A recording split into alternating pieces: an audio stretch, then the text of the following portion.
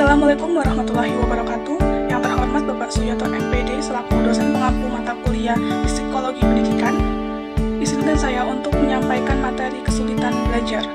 Sebelumnya, perkenalkan nama saya Lucy Novita dengan NIM 232180124 dari kelas 2C, Prodi Pendidikan Guru Sekolah Dasar. Yang pertama, apa sih itu kesulitan belajar? Kesulitan belajar merupakan suatu kondisi siswa di mana proses belajar yang ditandai dengan adanya hambatan-hambatan dalam mencapai hasil belajar. Jadi kondisi di mana siswa tidak dapat belajar dengan semestinya.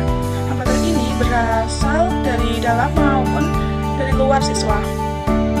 Hambatan secara umum yang mencakup ketidakmampuan belajar khusus, dan kekacauan belajar, yang sering dikatakan atau disebut orang-orang yang gagal berprestasi di sekolah, tetapi penyebabnya bukan karena kecacatan visual, pendengaran, dan motorik, keterbatasan mental, gangguan emosional, atau deprivasi atau kekurangan stimulasi dari lingkungan. Selanjutnya ada karakteristik siswa kesulitan belajar. 1. Masalah prestasi akademik. Dibagi menjadi 3, yang pertama ada membaca. Anak kesulitan belajar mengalami 3 aspek, yaitu decoding, kelancaran, dan pemahaman. Anak mengalami kesulitan dalam mengubah bahasa tulisan menjadi bahasa lisan, misalnya kesulitan menyebutkan huruf-huruf yang bentuk kata topi. Kesulitan dalam membaca dengan lancar dan memahami arti bacaan. Yang kedua ada bahasa tulisan, disgrafia.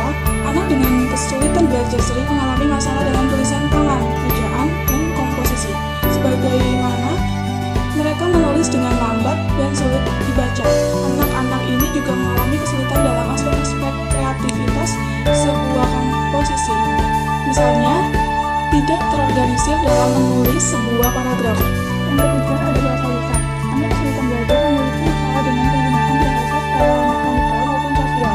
Secara mekanikal, mereka mengalami masalah dalam tata bahasa, arti kata, dan kemampuan menguraikan kata menjadi komponen bunyi atau menyatukan bunyi-bunyian menjadi kata-kata. Secara sosial, mereka kesulitan memproduksi dan menerima percakapan.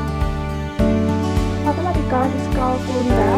Siswa dengan kesulitan belajar mengalami kesulitan dalam perhitungan matematis. Yang kedua ada masalah perseptual motor, dan koordinasi umum. 1. Adanya ketidakmampuan persepsi visual dan atau auditory, kesulitan dalam mengingat bentuk visual, serta memiliki kecenderungan memutar balik huruf, kesulitan membedakan dua kata yang berbunyi sama, kesulitan mengikuti arah lisan, kesulitan dalam aktivitas fisik yang melibatkan kemampuan motorik. Yang ketiga ada gangguan atensi dan hiperaktivitas, ada sulit konsentrasi pada satu tugas dalam waktu tertentu, ada gagal mendengarkan orang lain, tidak pernah berbicara, langsung mengeluarkan yang ada dalam pikiran, tidak terorganisir dalam merencanakan kegiatan, sekolah atau luar sekolah. Masalah atensi, diagnosa ADHD. Yang keempat adalah masalah memori, kognitif, dan metakognitif. Masalah dalam mengingat berdampak pada 2 tipe memori, yaitu STM, short term memory,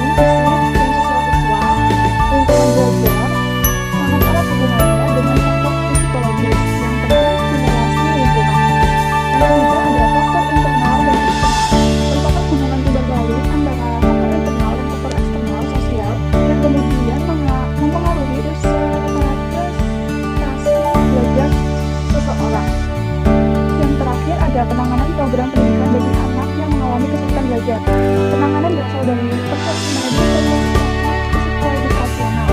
Yang A, ahli mengatakan bahwa kekecewaan belajar karena merupakan fungsi otak dapat dikurangi dengan obat misalnya pegavitamin atau manajemen media. Yang B, di psikologi dan ahli yang lain mengatakan bahwa kesukaan belajar karena defisit keterampilan konseptual motorik